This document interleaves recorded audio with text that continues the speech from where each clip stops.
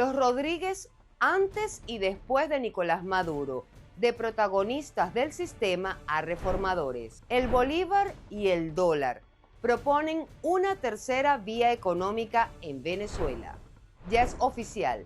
Maiquetía reanuda vuelos nacionales e internacionales este 1 de septiembre. Les contamos. Detrás de cada titular hay una jugada distinta y una realidad que se reescribe frente a nuestros ojos. Bienvenidos a la emisión matutina de Noticias Impacto Venezuela. Ya estamos a miércoles 26 de agosto de 2026. Soy Mildred Manrique. Comenzamos. Delcy y Jorge Rodríguez intentan presentarse como operadores de un cambio político en Venezuela, pero durante más de 2 décadas ocuparon cargos clave dentro de ese chavismo que llevó a Venezuela al colapso. No fueron figuras decorativas del poder, administraron y sostuvieron un sistema que tras la caída de Nicolás Maduro ahora prometen transformar. Quique Frías nos cuenta. Hoy, Delcy Rodríguez como encargada de la presidencia y su hermano Jorge encabezando la Asamblea Nacional aparecen al frente de la transición venezolana con un discurso de cambio y renovación, de arreglar todo lo que está mal, pero su historia no empieza con la captura de Nicolás Maduro el pasado 3 de enero, tampoco con la mesa de negociación. Durante más de 20 años fueron parte del engranaje central del chavismo, arquitectos del sistema que generó el colapso multiforme del país. ¿Y qué ha hecho el gobierno del presidente Maduro? Lo que la ley le ordena, lo que las leyes de Venezuela le ordenan, acudir al camino constitucional y democrático, dispuesto por la Constitución. Solicitaremos, en caso de que toque un palmo del terreno de la República Bolivariana de Venezuela, el arresto inmediato por violación de la ley orgánica Libertador Simón Bolívar. Delcy, quien ahora ocupa la silla presidencial de Miraflores, estuvo en la jefatura de despacho brevemente durante el gobierno de Hugo Chávez. Fue realmente con la llegada al poder de Nicolás Maduro en 2013 cuando comenzó a escalar en la jerarquía estatal, ministra de Comunicación, canciller, presidenta de la Asamblea Nacional Constituyente, hasta llegar a la vicepresidencia, desde donde manejó a la par carteras de hidrocarburos, economía y finanzas. Ahora, con el tutelaje de Estados Unidos, promete transformar toda una estructura de poder de la que no fue espectadora, sino protagonista. Analizamos este tema con José Domingo Sánchez, politólogo y consultor político. Los hermanos Rodríguez pues, han significado un trauma, una lesión, sobre todo para el sistema democrático. Su participación en la política venezolana ha significado esfuerzos para promover y consolidar el modelo autoritario. Han sido uno de los cerebros que motorizaron ese cambio entre el autoritarismo competitivo, que muchos politólogos habíamos definido sobre todo en la era de Chávez, hasta pasar al autoritarismo absoluto, que terminó consolidándose con Nicolás Maduro. Varios de los cerebros que estuvieron detrás de todos los cambios institucionales que llevaron a la consolidación del autoritarismo absoluto fueron los hermanos Rodríguez. Jorge Rodríguez también recorrió buena parte del aparato chavista que lo impulsó como autoridad rectora del CNE desde 2003 hasta 2006. De ahí dio un salto cualitativo a la vicepresidencia de la República y luego por casi 10 años alcalde de Caracas, hasta que Maduro lo llamó como su ministro de Comunicación en un momento complicado para su gobierno y la nación. Desde 2021 tiene las riendas del Parlamento venezolano, además de ser la voz negociadora del oficialismo. Su huella atraviesa poder electoral, legislativo, la propaganda y centralización del poder. Está la frustración por la manera en que ellos fueron criados y formados y por la manera en que entendieron el accionar de su padre. También significó una afectación negativa una vez que llegaron a la política venezolana. El accionar de los hermanos Rodríguez es sumamente oscuro, opaco para la democracia venezolana. El clan Rodríguez no llega después del desastre. Ha estado cerca y sentado en la mesa de decisiones mientras el país se hundía. Ahora, al frente del chavismo y del país, prometen cambio y transición. Reportó para ustedes Quique Frías. Impacto Venezuela.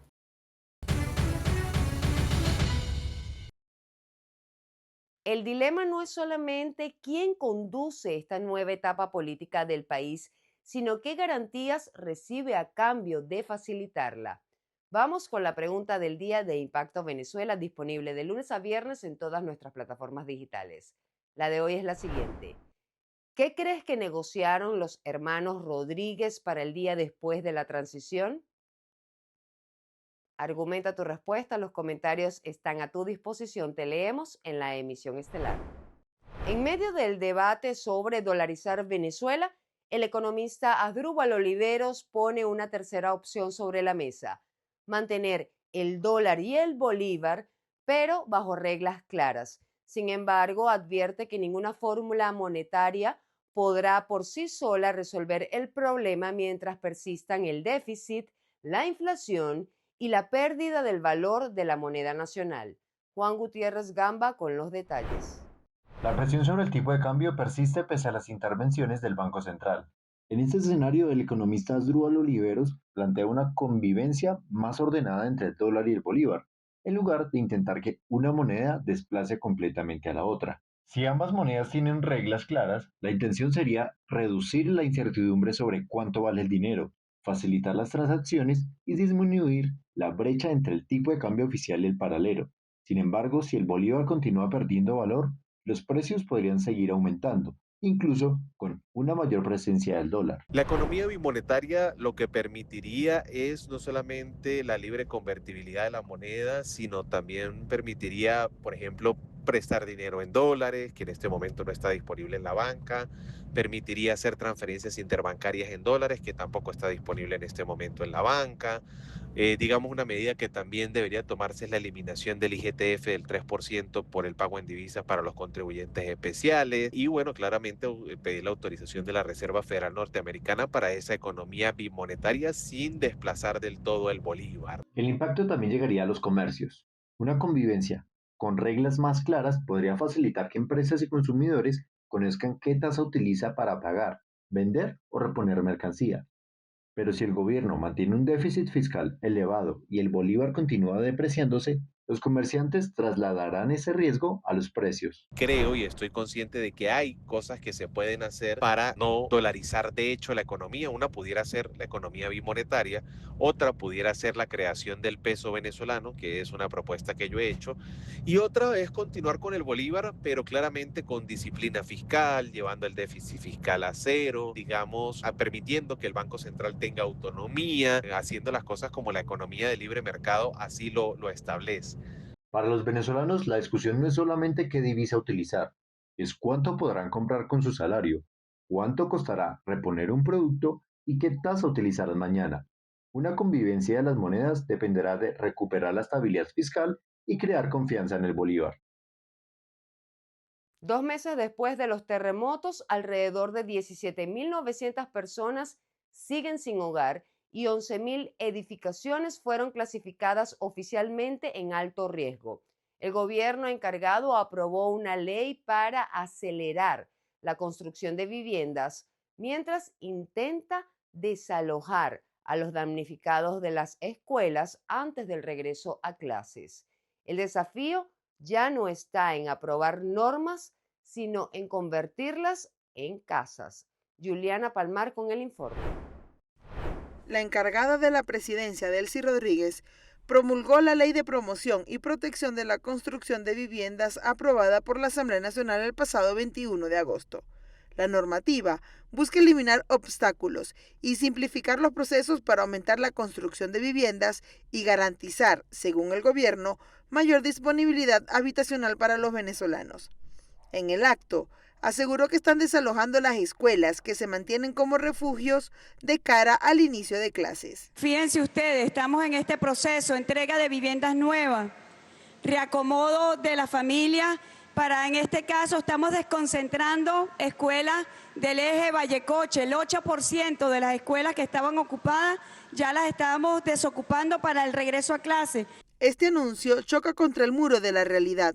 El director de Centros Comunitarios de Aprendizaje, SECODAP, Carlos Trapani, indicó que el 27% de las escuelas evaluadas en zonas afectadas por los terremotos presentan daños graves en la infraestructura.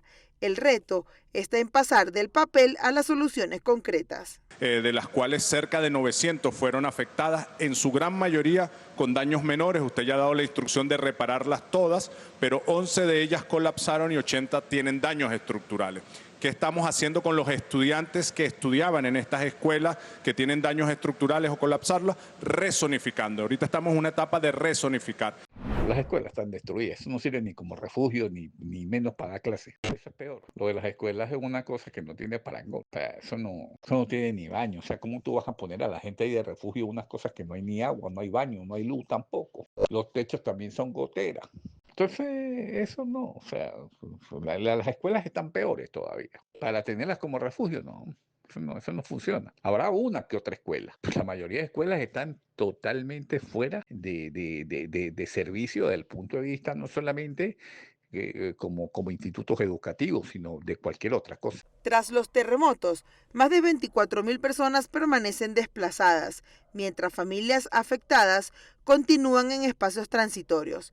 Según la organización Laboratorio de Paz, la opacidad y refugios precarios es el panorama de los damnificados a 2 meses de los terremotos, a pesar que la encargada de la presidencia constató la operatividad integral del campamento transitorio en el Poliedro de Caracas. Para construir leyes, casas no se necesitan leyes, se necesita voluntad política. Entonces, lo ideal es aquí eso que yo te he dicho. Si aquí no hay que construir, porque hay suficientes casas en el mercado secundario de gente que se fue al exterior, donde la gente vende apartamentos en 20, en $30,000. Buenos apartamentos de 2 habitaciones, hasta de 3. Entonces, bueno, usted no quiere porque usted tenía un apartamento más lujo, bueno, está bien, aquí tiene este apoyo, busque usted la casa, ¿verdad? Y usted queda viviendo el resto del banco. Pero es que eso con leyes, eso no, a mí no me parece. Parece más bien un absurdo. Lo que se necesita es plata, y la plata está por las donaciones, pero la gente es la que debe exigirlo. Ese es mi derecho, porque no es dinero ni siquiera del Estado, es dinero de las donaciones, que está allí y que no sabemos, por cierto, dónde está ese dinero. Mientras avanza la aplicación de la nueva legislación y se acerca el regreso a clases,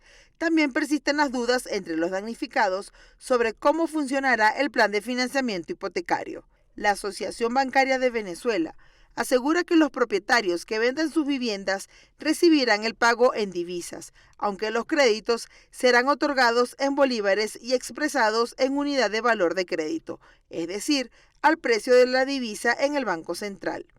Una aclaratoria que busca disipar los temores sobre el mecanismo de pago y despejar las dudas de quienes esperan una solución habitacional definitiva tras los terremotos.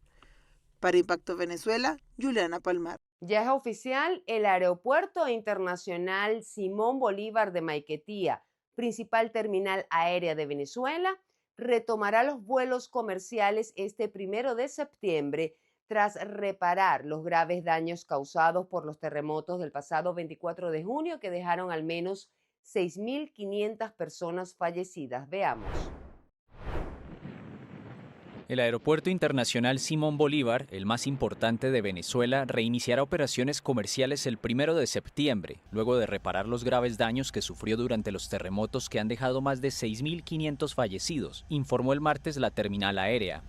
El aeropuerto que sirve a Caracas está ubicado en el estado La Guaira, el más golpeado por los sismos del 24 de junio.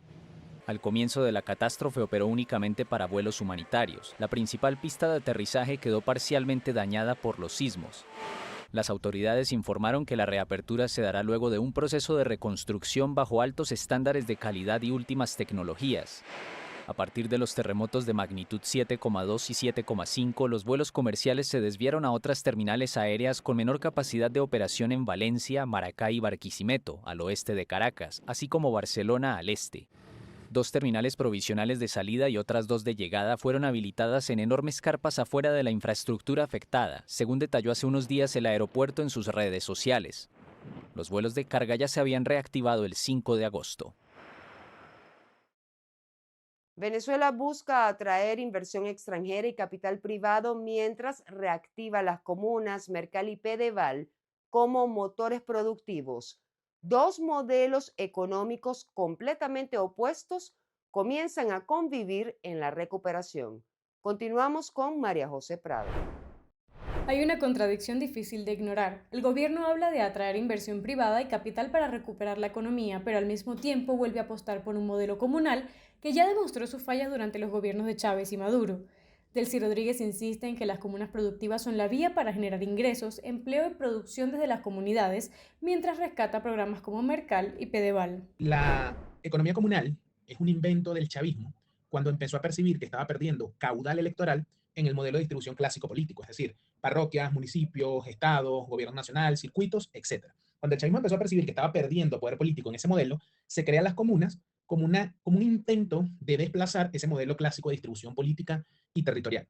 En ese sentido, las comunas no tienen nada que ofrecerle desde el punto de vista de la seguridad jurídica y los derechos de propiedad a los inversores internacionales. La apuesta genera dudas porque no parte de una hoja en blanco. Mercal y Pedeval nacieron hace más de 2 décadas para garantizar alimentos subsidiados, pero terminaron golpeados por el desabastecimiento, corrupción y una fuerte dependencia de las importaciones. Ahora el discurso cambia de nombre, ya no se habla solo de distribución, sino de comunas que producen, emprenden y administran unidades económicas propias. El gobierno asegura que esa organización local puede sustituir las fallas del modelo tradicional y fortalecer la producción nacional. Las comunas son simplemente un modelo más del control político del chavismo. Las comunas las utilizaron luego el fraude del 28 de julio para delatar a opositores, para fortalecer el control social a través de los CLAP, para fortalecer las prebendas y el clientelismo político del chavismo. Las comunas son simplemente un nuevo modelo de distribución territorial donde el chavismo buscaba ayudar o buscaba, digamos, premiar a los leales que votaban por ellos y buscaba castigar a los opositores. El símbolo de esa narrativa es la Comuna Fe Socialista, en el 23 de enero presentada incluso a la primera ministra de Barbados como vitrina del modelo venezolano. Según cifras oficiales, allí operan plantas de alimentos balanceados, producción porcina, avícola y una red de intercambio con otras comunas del país. La gran incógnita es si esa economía comunal puede sostener por sí sola la recuperación de Venezuela o si termina chocando con el mismo objetivo que hoy persigue Miraflores, abrirle espacio al sector privado sin renunciar al control del Estado sobre la economía. Amigos, finalizamos la emisión matutina de Impacto Venezuela. Muchísimas gracias por su sintonía y por su fidelidad. Visiten nuestra página web y las redes sociales para más información. Suscríbanse y activen las notificaciones en el canal de YouTube. Que tengan un excelente día. Nos vemos mañana.